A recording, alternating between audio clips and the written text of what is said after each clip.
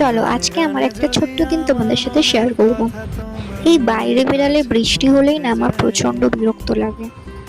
যাই হোক, কি আর করা যাবে, কাজে তো যেতেই হবে। আর এখন করে কাজের প্রেশার একটু বেশিই আছে।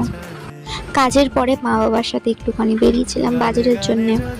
চলো আস্তে আস্তে সব দেখাচ্ছি। আগে তো ছোটবেলায় পড়াশোনায় ফাঁকি দেবো বলে বাহানা করতাম বাজারে যাব বলে বাবার সাথে। আর বাজারে গেছি ফুচকা খাবো না, সেটা কি করে হয়। চলো চলো তোমাদেরকে একটুখানি লোভ দেখাই। দেখো কি লোভ লাগলো তো। আর বাড়ি ফিরেই দেখলাম আমার পার্সেল এসে গেছে। চলো দেখাই কি কি আছে। আমি 3টে জিনিস অর্ডার করেছিলাম। প্রথমে ছিল একটা নাইট ক্রিম, তারপর ছিল একটা হেয়ার সিরাম, আর এটা ছিল অ্যান্টি হেয়ার ফল শ্যাম্পু।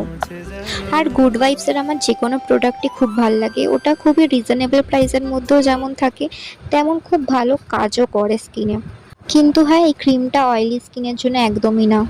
আর মা বানিয়েছিল আজকে তালের বড়া। আর আমি এই মিষ্টিটা কিনেছিলাম, মানে এটা মিষ্টি না ঠিক, এটা মানে ভুলে গেছি, যাই হোক কিছু একটা ছিল।